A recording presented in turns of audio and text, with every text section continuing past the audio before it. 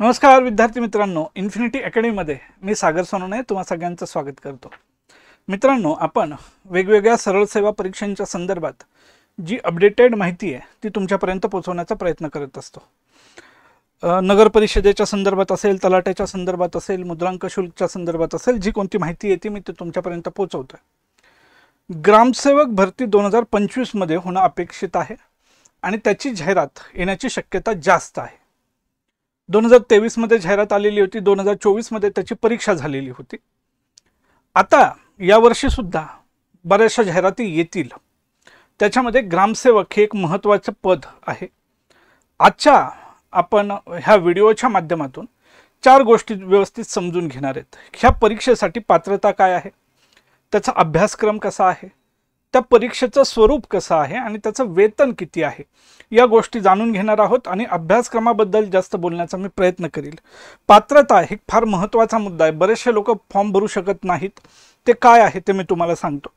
आपण आपल्या पहिल्या प्रश्नाच्या उत्तराकडे जाऊ, ज्याला कंत्राटी ग्रामसेवक म्हणलेलं आहे। सुरुवातीच्या 3 वर्षासाठी, नंतर तो परमनंट होत असतो। त्यांनी म्हणलेलं आहे त्याची जी पात्रता आहे, कोण परीक्षेस पात्र होऊ शकतो, किमान उच्च माध्यमिक शाळा प्रमाणपत्र 12वी पास पाहिजे किंवा तुल्य अर्हता परीक्षेत किमान त्याला 60% गुणांसह तो उत्तीर्ण झालेला पाहिजे। म्हणजे 12वी पाहिजे, ग्रॅज्युएशनची अट नाही टाकली, पण 12वीला त्याला किमान 60% मार्क पाहिजेत। बरेचसे लोक लास्ट टाइमच्या परीक्षेमध्ये फॉर्म भरू शकले नाहीत। किंवा शासनमान्य संस्थेची अभियांत्रिकीची जी डिग्री आहे, 3 वर्षाचा अभ्यासक्रम त्यांनी पूर्ण केलेला पाहिजे। किंवा शासनमान्य संस्थेची समाज कल्याणची पदवी, ज्याला आपण BSW म्हणतो, किंवा माध्यमिक शाळा प्रमाणपत्र परीक्षा किंवा तुल्य अर्हता कृषी पदविका 2 वर्षाचा अभ्यासक्रम त्यांनी पूर्ण केलेला पाहिजे।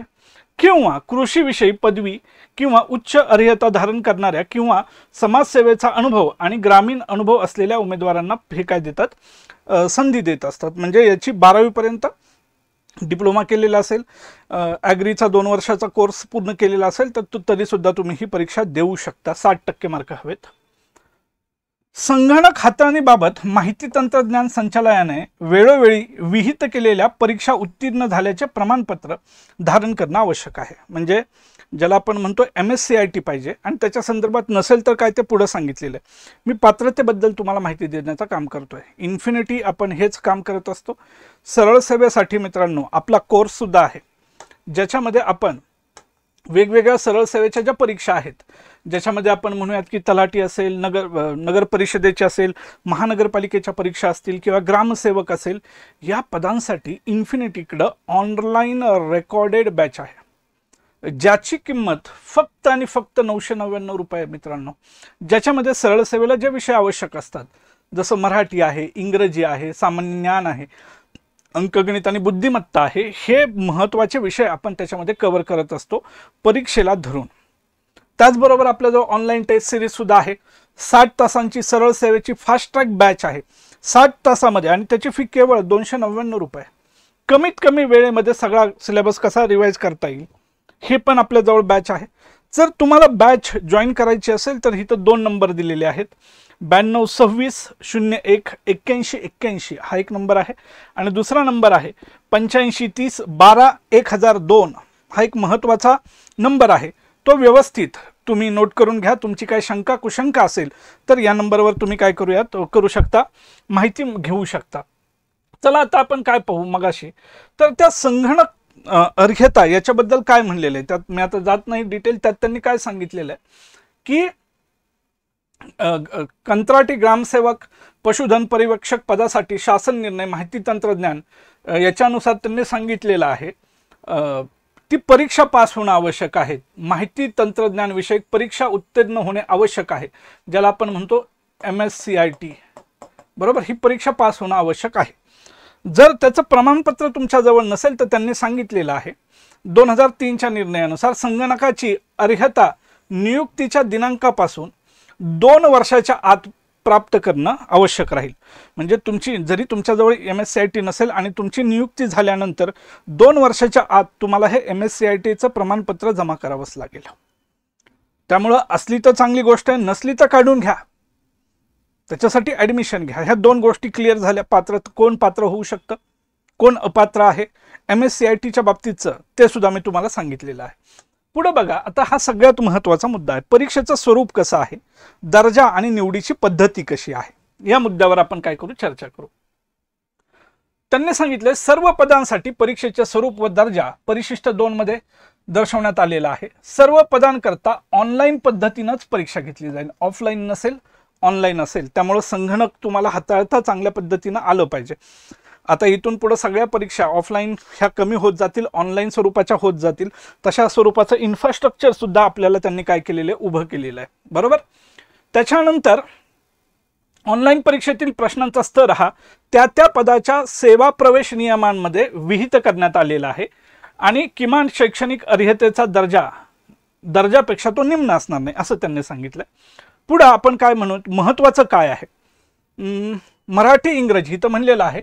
मराठी आणि इंग्रजी या विषयाच्या प्रश्नपत्रिकेचा दर्जा उच्च माध्यमिक शालांत परीक्षेच्या म्हणजेच 12वीच्या दर्जाच्या समान असेल त्यांनी सांगितलेले. कनिष्ठ अभियंता, औषध निर्माण अधिकारी, प्रयोगशाळा तंत्रज्ञ या तांत्रिक संवर्गातील पदांच्या तांत्रिक भागाचे प्रश्न इंग्रजीतून असतील. ज्या वेगवेगळी पदं त्याच्या रिलेटेड असतील त्यासाठी सांगितलंय. आता हा महत्त्वाचा मुद्दा आहे, इथं दिलेला आहे.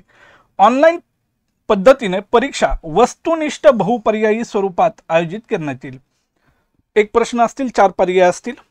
प्रत्येक प्रश्नास 2 गुण, याप्रमाणे 100 प्रश्न आहेत आणि एका प्रश्नाला जर 2 गुण असतील तर याला किती मार्क होतात, 200 मार्क असतील. आणि एक चांगली गोष्ट आपल्यासाठी आहे ते म्हणजे 2 तास वेळ आहे. 100 प्रश्न, 200 मार्क, 2 तास हे सांगितलेलं म्हणजे जवळपास 120 मिनिट आपल्याजवळ आहेत. गुणवत्ता यादीमध्ये अंतर्भाव होण्यासाठी उमेदवारांनी एकूण गुणांच्या किमान 45% गुण प्राप्त करणं काय आवश्यक आहे. जर 45%पेक्षा जर तुम्हाला कमी मार्क पडत असतील, 200 पैकी म्हणतोय मी, तर तुम्ही त्या स्पर्धेत नसाल, हे लक्षात घ्या.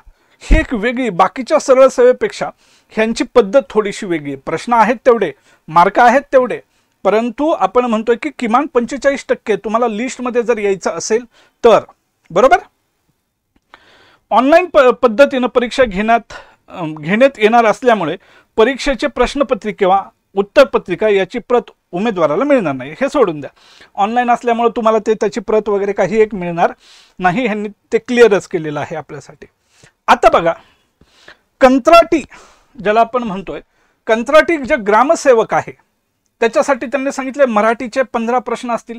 जर मराठीचे 15 प्रश्न आणि एका प्रश्नाला 2 मार्क म्हणजे मराठी 30 मार्काला झालं. इंग्रजीचे 15 प्रश्न, एका प्रश्नाला 2 मार्क, 30 मार्क झाले. त्याच्यानंतर GS म्हणलेले, GHचे त्यांनी सांगितलेले आहेत, GHचे प्रश्न सांगितलेले आहेत त्यांनी 15 × 2 म्हणजे हे झाले किती, 30 मार्क. त्याच्यानंतर गणित बुद्धिमत्ता 15 प्रश्न, 2 मार्क, एका प्रश्नाला 30 मार्क.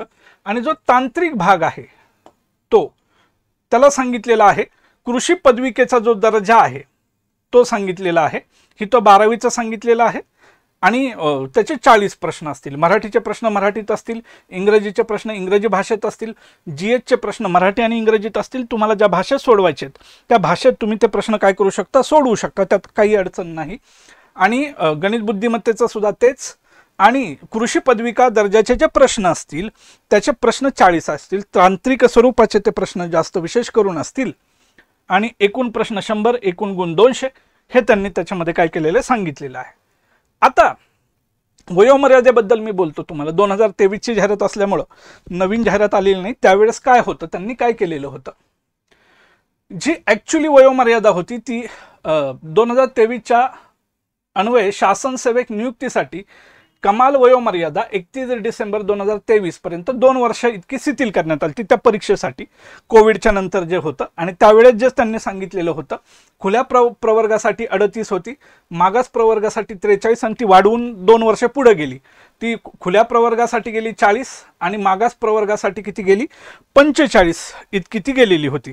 आता जाहिरात आल्यानंतर हे 2 वर्षाचं आपण काय जी सूट दिली होती ती कायम ठेवतील का नाही याच्यावर आपल्याला ते कळेलच नंतर त्या GR मध्ये.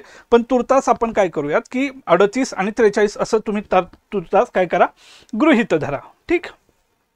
पुढं